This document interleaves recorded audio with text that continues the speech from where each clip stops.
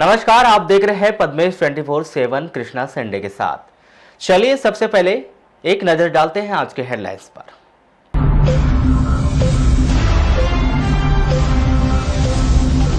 जिले भर में दिखा लॉकडाउन का पूरा असर, सड़कों पर पसरा रहा सन्नाटा, बंद रहे बाजार। कोरोना वायरस संक्रमण पर स्वास्थ्य विभाग का बड़ा खुलासा, जिले में नहीं है एक भी पॉजिटिव मरीज। शासकीय और निजी अस्पतालों में ओपीडी बंद करने के निर्देश, कोरोना वायरस संक्रमण रोकने कलेक्टर ने उठाया बड़ा कदम।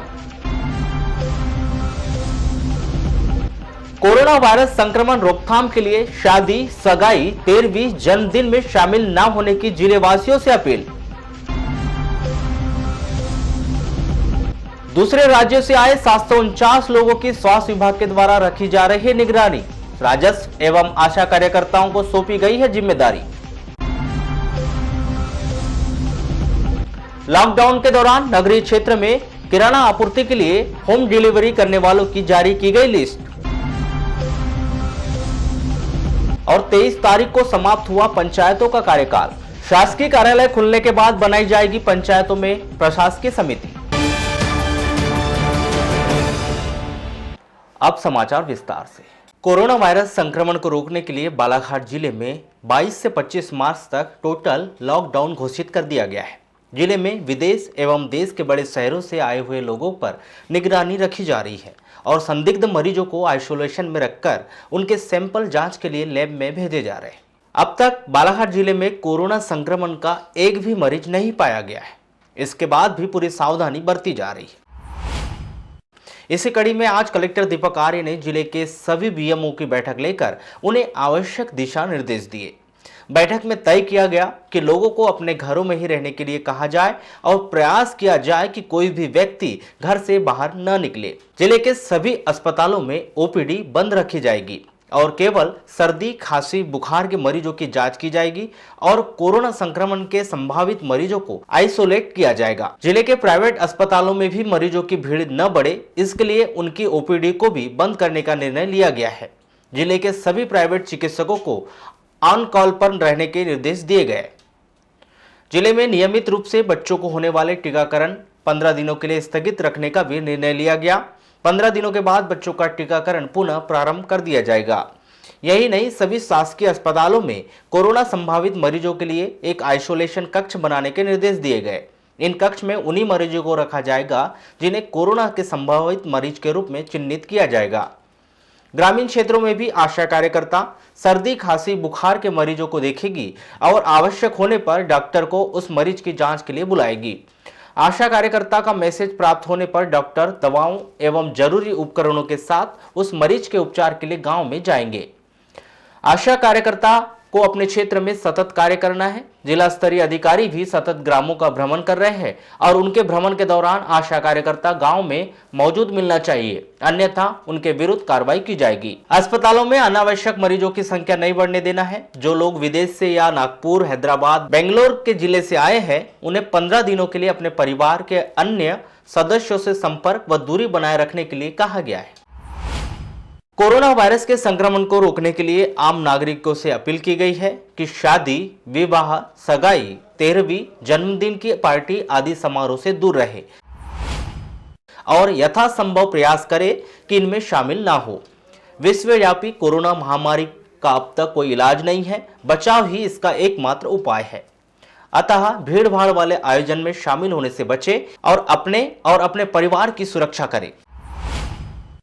केंद्रीय वित्त मंत्री निर्मला सीतारमण ने income tax, banking, GSTR, ITR जमा करने की तारीख में परिवर्तन कर दिया है। कोरोना वायरस की वजह से लॉकडाउन के कारण हो रही दिक्कतों को देखते हुए यह राहत का ऐलान किया गया है। वर्ष 2018-19 में आईटीआर की तारीख बढ़ाकर 31 मार्च से 30 जून कर दी गई है। निश्चित ही इससे केंद्र और राज्य सरकारों को कोरोना वायरस संक्रमण की वजह से किए गए लॉकडाउन और कर्फ्यू के कारण ऐसे कई फैसलों में परिवर्तन करना पड़ेगा, जिससे कि आम आदमी के साथ साथ सरकारों को भी परेशानियों का सामना न करना पड़े। नगर पालिका परिषद के द्वारा शहर के सभी सड़कों, मुख्य चौक चौराहों पर फायर ब्रिगेड के माध्यम से सैनिटाइज किया जा रहा है। फायर ब्रिगेड कर्मचारियों ने बताया कि शासन के आदेश के अनुसार फायर ब्रिगेड के माध्यम से शहर के सभी सड़कों, चौक चौराहों में पानी और उसमें केमिकल मिलाकर धुलाई की जा रही है, जिसमें संक्रमण से रोकथाम की जा सके। ये छिड़काव कोरोना वायरस के जो सिम्टम्स होंगे, जहाँ चिपके होंगे, उसके लिए हम कर रहे हैं कि लोगों की देखभाल अच्छे से करें, और शासन की तरफ से भी आया है थोड़ा सा। तो क्या आप ही लोग कर रहे हैं, क्या और भी लोग कर रहे हैं? और सभी स्टेट में चालू है, सभी भी कर रहे हैं। पूरे मतलब पूरे फायर ब्रिगेड से कर रहे हैं? फायर ब्रिगेड में कर रहे हैं। तो क्या ये लोकल क्या मेन रोड पे ही करेंगे क्या? पूरे बालाघाट में हर एक रोड पे चलेगी, हर एक चौक पे चलेगा। कोरोना वायरस संक्रमण को देखते हुए प्रधानमंत्री नरेंद्र मोदी के द्वारा 22 मार्च को जनता कर्फ्यू के बाद से जिला प्रशासन के द्वारा 23 मार्च से 25 मार्च तक जिले को पूरी तरह से लॉकडाउन कर दिया गया, जिसे जिले के चिकित्सक बहुत अच्छा कदम बता रहे। जिला टीकाकरण अधिकारी डॉक्टर परेश उपलब्ध पद्मेश से चर्चा के दौरान बताते हैं कि अब तक जिले के भीतर स्थिति सामान्य है। इस दौरान कुछ संदिग्ध मरीजों के सैंपल जांच के लिए भेजे गए हैं, लेकिन वह भी निगेटिव आए हैं। कोरोना वायरस अपनी तीसरी स्टेज में ना आए, इसलिए भीड़ भाड़ ना हो, लोग एक दूसरे के संपर्क में ज्यादा से ज्यादा ना आए, इस बात को देखते हुए लॉकडाउन जैसी स्थिति को आगे और भी बढ़ाया जाना चाहिए। यह जिले की सेहत स्वास्थ्य के लिए बहुत बेहतर कदम होगा। जिले वासियों से एक बार फिर उनकी यह अपील है कि इस लॉकडाउन का पूरी तरह से सहयोग करें, घर पर रहे और स्वस्थ रहे। बालाघाट शहर में अभी मरीज ऐसा नहीं है जो पॉजिटिव आया है, और बालाघाट बहुत कंट्रोल में है। और लॉकडाउन जिस हिसाब से चल रहा है, यदि ऐसी स्थिति रहे और ये ऐसा कंटिन्यू बना रहे तो वायरस स्प्रेड नहीं हो पाएगा और स्थिति कंट्रोल में रहेगी। जैसे देखा जा रहा था कि वायरस तो मतलब आखिर तीसरे स्टेज में आ चुका है, खतरनाक माना जाता है तीसरा स्टेज, तो अभी क्या कंडीशन है वायरस की? वायरस तीसरे स्टेज में भी आया नहीं है, और तीसरे स्टेज में ना आए इसलिए लॉकडाउन है। और यदि लॉकडाउन रहे तो तीसरे स्टेज में वायरस आया था नहीं, क्योंकि कहीं भीड़ भाड़ में पब्लिक मतलब कोई भी संक्रमित व्यक्ति जाया था नहीं, तो इसका संक्रमण नहीं फैलेगा। और जिले ग्रामीण अंचल की बात करें तो क्या ग्रामीण अंचलों में भी ऐसा कुछ पाया गया क्या अभी तक? नहीं, अभी ग्रामीण अंचलों में भी कोई भी केस अपने पास पॉजिटिव नहीं पाया गया, और वहाँ भी स्थिति सामान्य है। तो ऐसी चिंता का विषय अभी बालाघाट जिले में नहीं है। टोटल लॉकडाउन की अवधि के दौरान बालाघाट नगरीय क्षेत्र में किराना सामानों की आपूर्ति के लिए इस सूची में दिए गए व्हाट्सएप नंबर पर नागरिक अपनी आवश्यकता के सामानों की सूची भेज सकते हैं। आपके स्क्रीन पर यह दुकानों के नंबर दिखाई दे रहे हैं, जिसे आप ध्यान से देखें और अपने निकटतम वाली दुकान का नाम आप अपनी नोटबुक पर नोट कर ले, जिससे किसी सामान को बुलाने के लिए आपको सुविधा मिल सके। संबंधित किराना दुकान मालिक के द्वारा होम डिलीवरी के द्वारा घर तक सामान पहुंचा दिया जाएगा। ऑर्डर सुबह 9 बजे से 11 बजे तक अपने पूर्ण पते सहित करना है। सामान की डिलीवरी प्रातः 11 बजे से दोपहर 2 बजे के बीच आएगी। सामान का ऑर्डर देते समय यह भी ध्यान रखना है कि आप जिस क्षेत्र के निवासी है उस क्षेत्र के दुकान मालिक के व्हाट्सएप नंबर पर ही ऑर्डर करना है। कलेक्टर दीपक आर्य की अध्यक्षता में आज थोक किराना विक्रेताओं के साथ हुई बैठक में यह व्यवस्था बनाई गई है।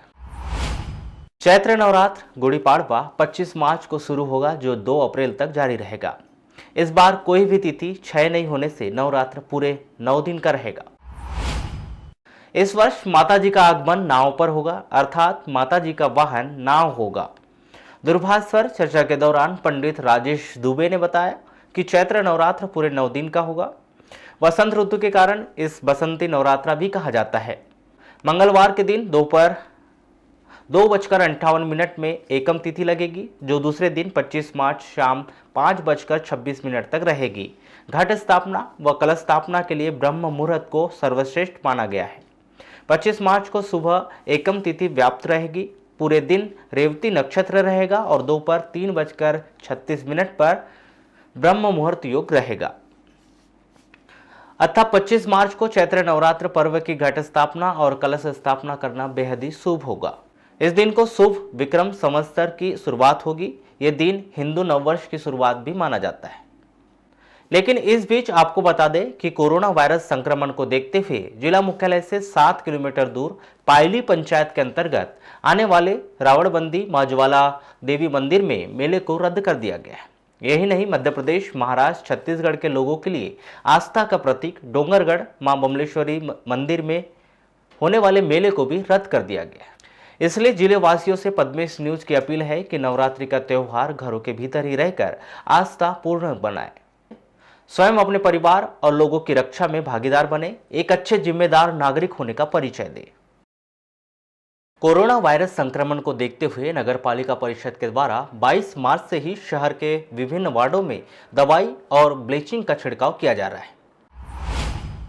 हालांकि अब तक देखा गया कि यह कार्य नगर पालिका के कर्मचारी अधिकारियों की उपस्थिति में करवाया जा रहा है, जिसमें शायद जनप्रतिनिधियों की उपस्थिति नगण्य ही रही। इस कड़ी में शहर के वार्ड नंबर 11 के निवर्तमान पार्षद रामलाल बिसेन ने 24 मार्च से स्वयं की उपस्थिति में अपने वार्डों के गली गली मोहल्ले में दवाइयों का छिड़काव करवाया। इस दौरान श्री बिसेन ने बताया कि भले ही उनका कार्यकाल समाप्त हो गया हो, लेकिन जिम्मेदारी है समाप्त नहीं हुई है। वार्ड के प्रति उनका यह कर्तव्य है, इसलिए वे कर्मचारियों के साथ मिलकर छिड़काव करवा रहे हैं। निश्चित ही पार्षद का कार्यकाल समाप्त हो गया हो, लेकिन उनके इस कार्य को उस शहर के सभी पार्षदों को अनुकरण करना चाहिए और जनता के प्रति अपनी जिम्मेदारी समझनी चाहिए। कीटनाशक दवा जो कोरोना वायरल जो चल रहा है हिंदुस्तान में और हमारे बालाघाट जिले में, इसको देखते हुए हमने वार्ड नंबर 11 में हर जगह पे छिड़काव और पानी पाउडर का अच्छा, अपने साथियों को क्या संदेश देना चाहते हो, जैसे और भी 33 पार्षद उनको क्या संदेश देना चाहते हो? मैं यही संदेश देना चाह रहा हूँ कि नगर पालिका द्वारा हर वार्ड में पाउडर और छिड़काव का वितरण किया गया कि साथों साथ में अपने पार्षद लोग अपने साथ में लेके जाए और हर गली हर गुच्छे में ये छिड़काव करवाए। त्रिस्तरीय पंचायत राज का कार्यकाल जिले के भीतर 23 मार्च को पूरी तरह से समाप्त हो गया।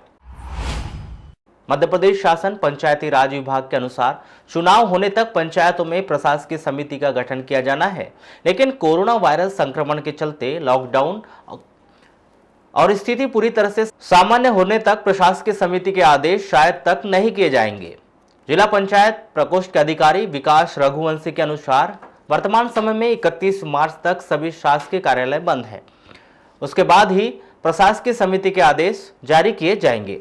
आपको बता दें कि 12 मार्च को जिले के 4 जनपद पंचायतों के कार्यकाल समाप्त हो गए थे। इस दौरान कलेक्टर दीपक आर्य ने 13 मार्च को इन 4 जनपद पंचायतों की 236 ग्राम पंचायतों में प्रशासकीय समिति का गठन कर दिया था। जिले में कुल 689 ग्राम पंचायत है, जिसमें से 236 ग्राम पंचायतों में प्रशासकीय समिति बना दी गई थी। आंकड़ों के अनुसार मलाजखंड स्थित बोरखेड़ा छिंदी टोला पंचायत को छोड़कर अन्य सभी 688 पंचायतों में प्रशासकीय समिति बनाई जानी है। जिस हिसाब से जिले के 6 जनपद पंचायतों की कुल 452 पंचायतों में प्रशासकीय समिति बनाई जाएगी। आपको बता दें कि प्रशासकीय समिति का प्रधान गांव के सरपंच ही होंगे और इस समिति के सदस्य पंचायत के सरपंचगण होंगे।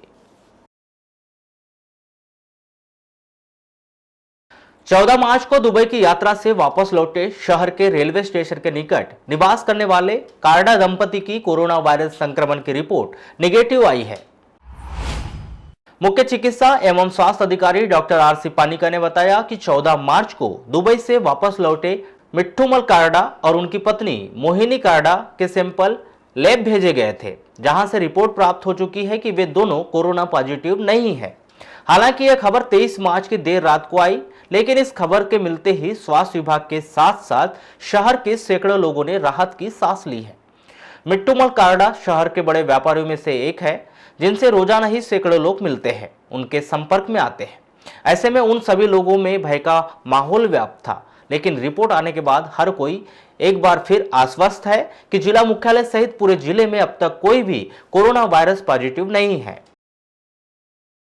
कोरोना वायरस के संक्रमण की रोकथाम एवं जिले की जनता को इसके प्रकोप से बचाने के लिए 25 मार्च तक आवश्यक वस्तुओं को छोड़कर सभी तरह की दुकानें एवं बसों को बंद रखने के निर्देश दिए हैं।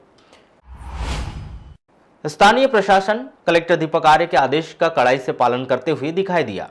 अनुविभागीय अधिकारी राजस्व रोहित बंभोरे ने पुलिस बल के साथ शहर में मार्च किया। इस दौरान पुलिस ने धारा 144 का पालन करते हुए लोगों को एक साथ झुंड बनाकर ना खड़े रहने एवं घरों के भीतर रहने की समझाइश दी। नगर के पुराने पेट्रोल पंप चौक पर भीड़ को अस्त व्यस्त करने के लिए पुलिस को हल्का बल प्रयोग करने की चर्चा है। लॉकडाउन को लेकर अंतर्राज्यीय बोनकट्टा मार्ग पर सतत निगरानी की जा रही है। बिना जांच के किसी भी व्यक्ति को सीमा में प्रवेश नहीं करने दिया जा रहा है। देश में कोरोना वायरस संक्रमण अलर्ट के बाद महानगरों में मेहनत मजदूरी और विभिन्न निजी कंपनियों में नौकरी करने गए लोगों को बीते एक सप्ताह में ट्रेन एवं अन्य माध्यमों से अपने घर वापस लौटे हैं, जिनकी सूची तैयार कर राजस्व विभाग के द्वारा स्वास्थ्य विभाग को दे दी गई है। इस सूची के अनुसार 749 लोगों की आशा कार्यकर्ताओं के द्वारा प्रारंभिक जांच कर स्वास्थ्य विभाग को भेज दी गई है। वहीं वायरस संक्रमण को देखते हुए अगले 15 दिनों तक इन सभी लोगों को अपने परिवार, मोहल्ले, पड़ोस के लोगों से अलग रहने की हिदायत दी गई। आपको बता दें कि एक सप्ताह में सबसे ज्यादा लोग महाराष्ट्र, हैदराबाद, बेंगलुरु और केरल से वापस लौटे हैं। यह सभी राज्य संक्रमण से पीड़ित है, जिसमें महाराष्ट्र और केरल की हालत किसी से छिपे नहीं है। इस बात को देखते हुए स्वास्थ्य विभाग के द्वारा लगातार बाहर से आने वालों की सूची बनवाई जा रही है और उन्हें सेल्फ क्वारंटाइन मतलब आम लोगों से अलग रहने की हिदायत दी जा रही है। अब वक्त हो चुका है एक छोटे से ब्रेक का, बने रहिए हमारे साथ।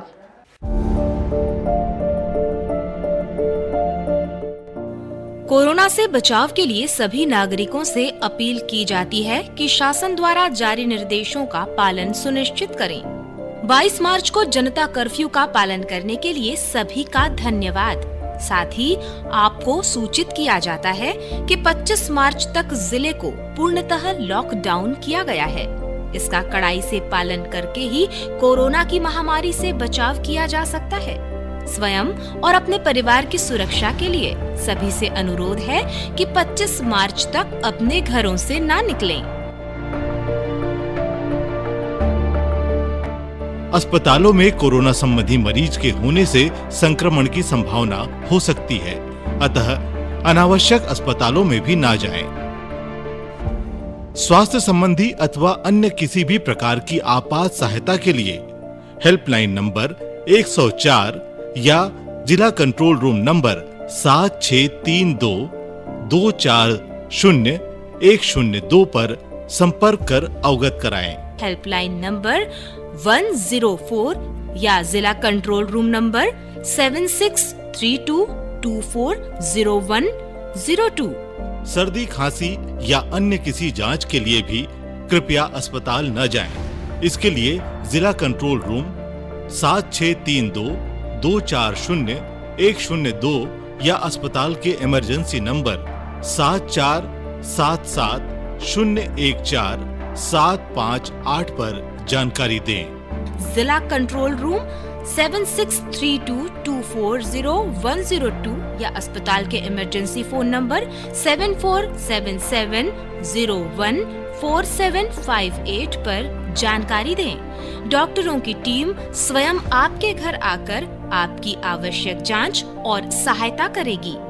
यदि आपके परिवार में या गांव में कोई व्यक्ति दूसरे शहर या प्रदेश से आया है तो उसे जांच या चेकअप के लिए अस्पताल न भेजें।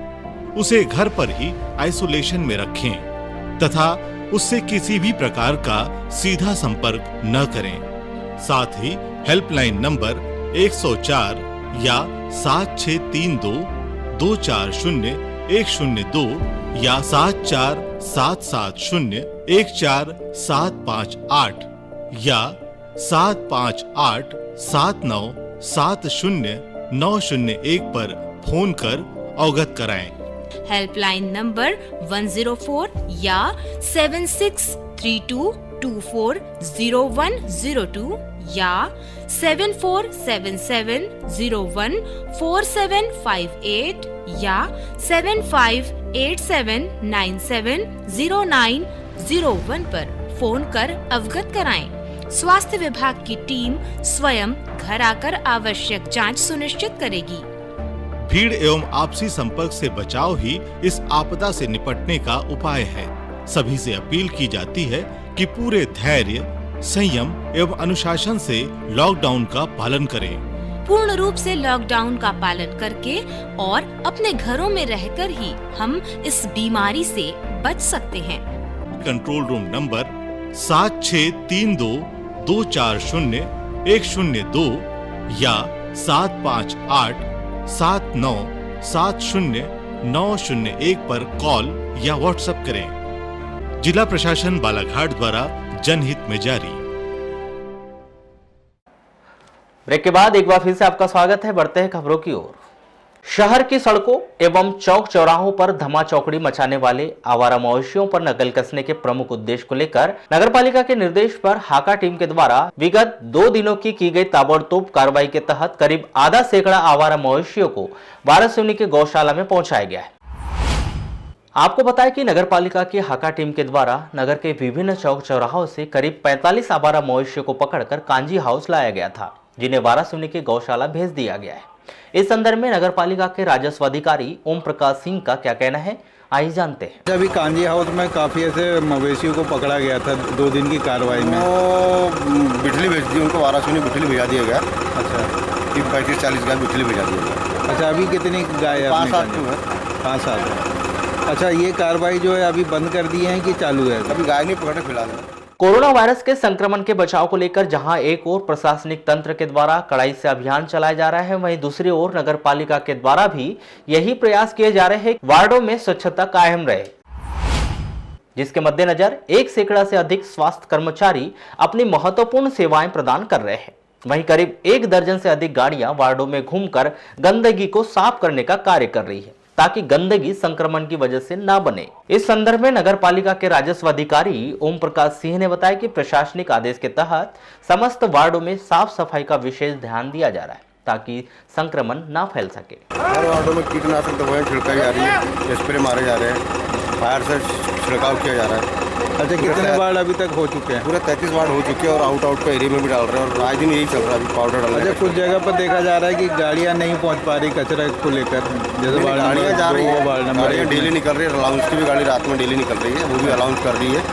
कोरोना से बचिए, आप स्वस्थ रहिए, अपने घर में रहिए। उनका डेली निकल रही है, रात में भी गाड़ी निकल रही है, सुबह भी कर रही है गाड़ी अलाउंस। जेलों में कैदियों का दबाव कम करने के मामले में सर्वोच्च न्यायालय के द्वारा एडवाइजरी जारी की गई है। इस मामले में देश के सर्वोच्च न्यायालय ने 7 साल तक की सजा याफ्ता कैदियों को पैरोल पर छोड़े जाने के लिए समस्त राज्य सरकारों को निर्देश जारी कर दिए गए। इस आदेश का अमल भी होना शुरू हो गया है। इस मामले में अधिवक्ता संघ के अध्यक्ष विलास मिश्रा ने दूरभाष पर चर्चा करते हुए प्रशासन सहित मध्य प्रदेश उच्च न्यायालय का ध्यान आकर्षित करवाया है कि वारासिवनी तहसील जेल की क्षमता 50 बंदियों की है। यह जेल पूर्व से ही 50 बंदियों की क्षमता वाला जेल है। वर्तमान में यहाँ पर छोटे छोटे मामलों में आरोपी निरुद्ध है। ऐसे भी आरोपी है जिनका कोई आपराधिक बैकग्राउंड नहीं है, फिर भी वह प्रथम बार आरोप विरचना होने से उपजेल में निरुद्ध है। वह चाहते हैं कि मध्य प्रदेश उच्च न्यायालय इस मामले में संज्ञान ले और प्रदेश की ऐसी समस्त जेलें जहां पर स्वीकृत क्षमता से अधिक विचाराधीन बंदी है, उन्हें अस्थायी जमानत पर रिहा किए जाने का आदेश जारी कर दिया जाना चाहिए, ताकि जेलों में जो कैदियों का अनावश्यक दबाव बना हुआ है उसमें कमी आए। इस मामले में जेलर माखन सिंह मार्कोंड से जब चर्चा की गई तो उन्होंने बताया कि माननीय सर्वोच्च न्यायालय का आदेश 7 साल की सजा वालों के लिए जारी हुआ है। उनके यहाँ पर तहसील जेल में मात्र 5 साल तक की सजा वाले कैदी रहते हैं। हालांकि हाल ही में ऐसी व्यवस्था बनी है कि ऐसे बंदी जो सजा याफ्ता है और उनकी सजा की अवधि पूरी होने में 1 माह शेष है तो उन्हें इसका लाभ दिया जाएगा। इस मामले में उनके यहाँ एक बंदी है जिसे 5 साल पूरा होने में 1 माह बाकी है, उसे इसका लाभ मिलेगा। कोरोना वायरस के संक्रमण को रोके जाने की दिशा में माननीय सर्वोच्च न्यायालय ने हाल ही में जिस तरीके की एडवाइजरी जारी करते हुए तमाम राज्य सरकारों को जो निर्देश दिए हैं कि ऐसे कैदी जो 7 साल की सज़ा याफ्ता मुजरिम हैं उन्हें पैरोल पर छोड़ दिया जाए। निश्चित रूप से जिस तरीके से जेलों में क्राउड है और एक ज़बरदस्ती का एक दबाव जो चला आ रहा है उसमें काफ़ी राहत जो है जेलों को मिलेगी, लेकिन ग्राउंड रियलिटी यह है कि सुप्रीम कोर्ट का ये जो आदेश है ये सज़ा याफ्ता मुजरिमों के लिए है, ना कि विचाराधीन कैदियों के लिए है, विचाराधीन बंदियों के लिए भी है कि ये पूरे प्रदेश में इस तरीके की स्थिति सभी जेलों की है जहां पर विचाराधीन कैदी जो है सबसे ज़्यादा भरे पड़े हैं। ऐसी स्थिति में माननीय उच्च न्यायालय को निश्चित रूप से ये एडवाइजरी जारी करना चाहिए ताकि जो ऐसे जेल हैं जिनकी क्षमता कम है और वहाँ पर क्षमता से ज़्यादा विचाराधीन कैदी हैं उन्हें अस्थायी ज़मानत पर या फिर जो भी ऐसे प्रोविज़न्स है उसके तहत उन्हें रिलीज़ किया जाना चाहिए ताकि कोरोना जैसी संक्रमित बीमारी के ऊपर अंकुश लगाया जा सके। कैमरा पर्सन सागर देवगढ़े के साथ जाहिद हुसैन, पद्मेश न्यूज़, वारासिवनी। वारासिवनी थाना के अंतर्गत देव गांव में एक चिकित्सक सड़क दुर्घटना में घायल हो गए। सड़क हादसे में घायल एक ग्रामीण डॉक्टर दिलेंद्र गौतम ने वाराणसी सिविल अस्पताल लाया गया, जहां से उसे 108 की मदद से बालाघाट रिफर कर दिया गया। श्री गौतम की धर्मपत्नी ने बताया कि वह अपने घर पर थी। उसके पति का क्लिनिक ग्राम देवगांव में है। उन्हें किसी पेशेंट का फोन आया था कि जिसे देखने के लिए वह निकल गए थे। कुछ देर बाद ही उन्हें जानकारी मिली कि वह सड़क हादसे में घायल हो गए।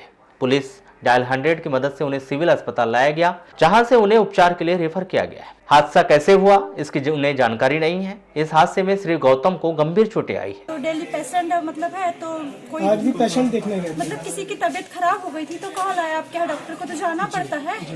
तो ये बस गए और जा रहे थे तो शायद चक्कर आया, क्या पता नहीं, उनका एक्सीडेंट हो गया। तो घर में कॉल आया मुझे कि एक्सीडेंट हो गया करके। तो आप कैसे लेकर आएंगे? मैं अभी तो 108 पुलिस ने 100 नंबर से लेकर आएंगे।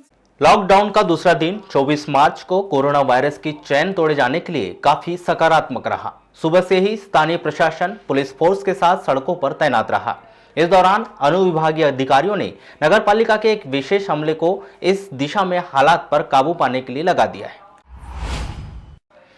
आपको बताएं कि मंगलवार का दिन बाजार का दिन होता है और मंगलवार को सभी से यही उम्मीद थी कि नगर में स्थिति बाजार को लेकर सामान्य रहेगी और लोगों को छूट मिलेगी। मगर 23 मार्च को ही अनुविभागीय दंडाधिकारी संदीप सिंह ने यह साफ कर दिया था कि बाजार हाट सभी बंद रहेंगे। इसका सीधा असर मंगलवार बाजार में दिखाई दिया, जहां पर आज कोई भी उपस्थित नहीं हुआ। पद्मेश से चर्चा करते हुए रमेश चंद्र ने बताया कि उन्हें अनुविभागीय अधिकारी ने इस विपरीत स्थिति में सेवा का अवसर दिया है। नगरपालिका का पूरा अमला इस सेवा में लगा हुआ है। बाजार में उन्होंने स्थिति को नियंत्रण में रखा हुआ है।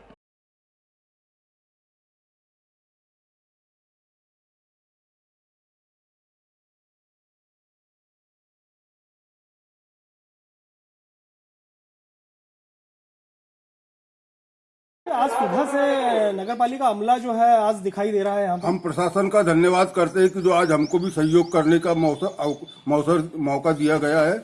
हम इसके लिए फुल प्रशासन का धन्यवाद करते हैं। ये यहाँ पर क्या बाहर के लोग भी आ रहे हैं क्या? नहीं, हम सबको रोक रहे हैं, बकायदा रोका जा रहा है और दुकान नहीं खुलने दे रहे। सब्जी विक्रेता वरुण ने बताया कि वह बाजार में दुकान लगाकर सब्जी बेचता है, मगर प्रशासन ने कोरोना जैसी बीमारी से लड़ने के लिए हाट बाजार बंद करवा दिए है। मगर इस मौके पर उनकी भी जिम्मेदारी बनती है कि लोगों तक सब्जी पहुंचाएं। कितने बजे से निकले हैं? जी हम तो अभी 1 घंटा हो गया करीबन। सब्जियां कहाँ से आ रही हैं? सब्जियां सब लोकल की है सर, यहाँ आजू बाजू जो लगती है। अभी जैसे छिंदवाड़ा से आने वाली सब्जियां हैं, बालाघाट से आने वाली सब्जियां हैं। जी सर, सब बंद है, वो सब बंद है। अच्छा, तो आप ठेले के मार्फत ही बेचते हैं या दुकान लगाते हैं? जी दुकान लगाते हैं, मगर आज ऐसा बोल दिए सर ने कि आप दुकान नहीं लगा सकते, आप ठेले में बेच सकते हो सब्जियाँ। सब्जी विक्रेता श्री गजबीये ने बताया कि वह थोक सब्जी विक्रेता है। सब्जी उसके यहाँ पर भरी पड़ी है। सुबह जब वह चिल्लर विक्रेताओं को देने के लिए आया तो नगर पालिका के अमले ने उसे दुकान नहीं खोलने दिया। इससे जहां उसे नुकसान होगा, वहीं इस नुकसान के अलावा अन्य चिल्लर विक्रेता जो इस इमरजेंसी में लोगों तक सब्जी पहुंचाकर नेक काम करना चाह रहे हैं। तो किस तरीके की प्रॉब्लम आ रही है, आपको समस्या आ रही है? समस्या इसलिए आ रही है कि साहब आप, ये मेरी दुकान है सर, तो मैं कम से कम दुकान में ठेले में सब्जी सजाऊंगा, उसके बाद ही तो बाहर निकालूंगा सर। तो आज एक ट्रक आया था सब्जी भर के, तो वो कहाँ गया? वो वहीं पे दुकान में पड़ा का पड़ा ही है बेचारा, ट्रक पर सब्जी उसकी जगह से सब्जी पड़ी हुई है वहाँ पे। तो क्या उसको उतारने नहीं दे रहे हैं? उतारने दिए, पर उसको इधर सब्जी ब्रिजेड चिल्लर वाले की 8-10 दुकान वाले वाले के अंदर में, तो चिल्लर वालों को नहीं देने दे रहे हैं? चिल्लर वालों को भी वहाँ पे भीड़ ही मत लगा, बोलते आप 1 से 2 से 4 तो खड़े रह सकते हैं सर। तो घूम के बेचता। अच्छा, घूम के बेचते हैं। तो आज भी आप घूम के बेच रहे हैं, तो कैसा बिजनेस कैसा मिल रहा है आपको? सर बिजनेस तो ऐसा है, बिक रहा है, नहीं भी बिक रहा है। अच्छा, नहीं भी बिक रहा है। इससे कुछ लॉस हो रहा है आपको? कैसे? जैसे माल डंप हो जाता है तो सर माल डंप हो गया है, यानी घरों के अंदर लोगों की कैद हो जाने से जो है वो खरीदी प्रभावित हो रही है। कोसवी बालाघाट, आज आप सब्जी लेकर आए थे यहाँ पर? कहाँ से लेकर आए थे सब्जी? बालाघाट से। बालाघाट में आपने बालाघाट मंडी से खरीदे थे क्या? खरीदे नहीं सर, हाँ, के लिए, जानवरों के लिए सब्जी जानवरों के लिए लेके आए थे। क्यों? पता नहीं करो, दलालों ने दे दी। तो वहाँ बिक नहीं रही है क्या? बिकती है सर, सब्जी अच्छी ही थी पूरी। अच्छा, माल खराब हो गया था? खराब नहीं हुआ था सर, हाँ, माल अच्छा ही था। जैसे मान लो बिक नहीं रहा तो 1-2 दिन और पड़ेगा तो और खराब हो जाता, इससे तो जानवरों को देना तो इस वजह से गौशाला लेकर आए थे। सब्जी में क्या क्या था? गोभी थी, पूरी गोभी, पत्ता गोभी, फूल गोभी। अच्छा पत्ता गोभी और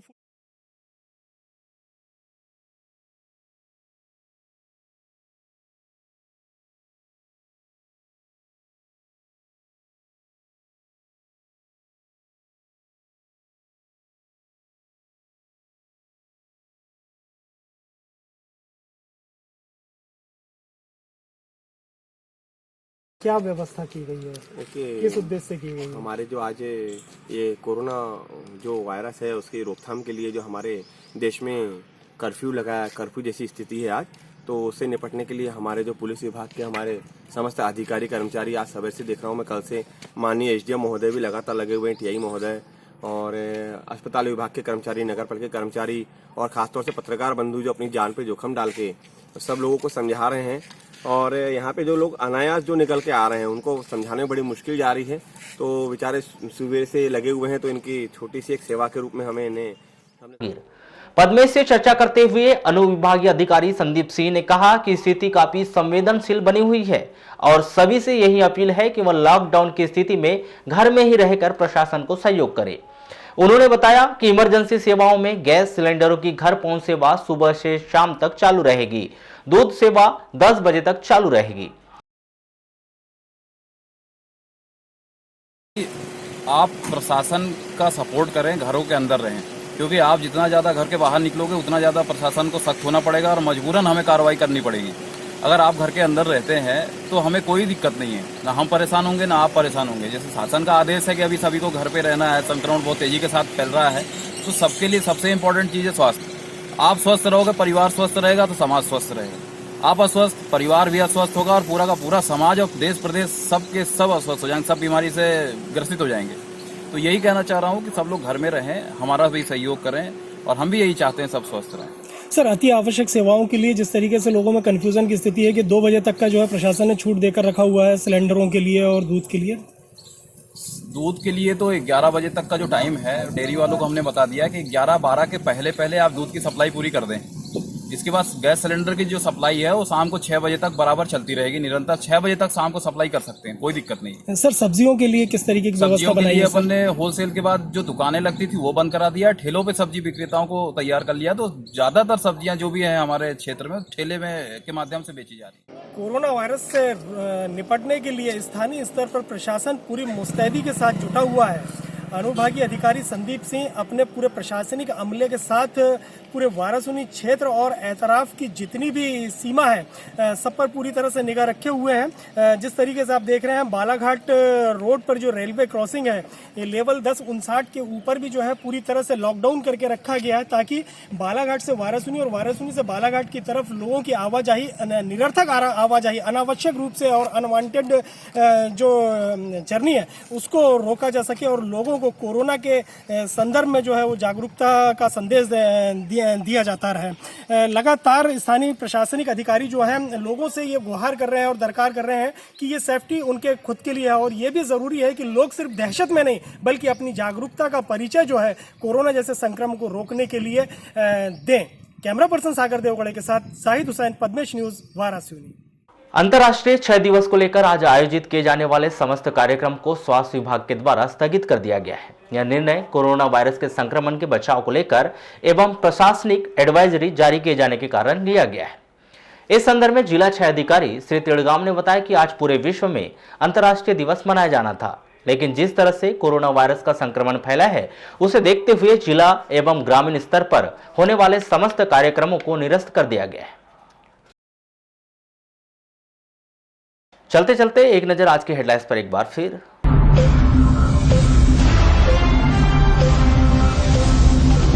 जिले भर में दिखा लॉकडाउन का पूरा असर, सड़कों पर पसरा रहा सन्नाटा, बंद रहे बाजार। कोरोना वायरस संक्रमण पर स्वास्थ्य विभाग का बड़ा खुलासा, जिले में नहीं है एक भी पॉजिटिव मरीज। शासकीय और निजी अस्पतालों में ओपीडी बंद करने के निर्देश। कोरोना वायरस संक्रमण रोकने कलेक्टर ने उठाया बड़ा कदम। कोरोना वायरस संक्रमण रोकथाम के लिए शादी, सगाई, 13वीं जन्मदिन में शामिल न होने की जिले वासियों से अपील। दूसरे राज्यों से आए 749 लोगों की स्वास्थ्य विभाग के द्वारा रखी जा रही है निगरानी। राजस्व एवं आशा कार्यकर्ताओं को सौंपी गई है जिम्मेदारी। लॉकडाउन के दौरान नगरीय क्षेत्र में किराना आपूर्ति के लिए होम डिलीवरी करने वालों की जारी की गई लिस्ट। और 23 तारीख को समाप्त हुआ पंचायतों का कार्यकाल। शासकीय कार्यालय खुलने के बाद बनाई जाएगी पंचायतों में प्रशासकीय समिति। तो पद्मेश 24/7 में बस इतना ही। बने रहिए हमारे साथ, तब तक के लिए दीजिए इजाजत। नमस्कार।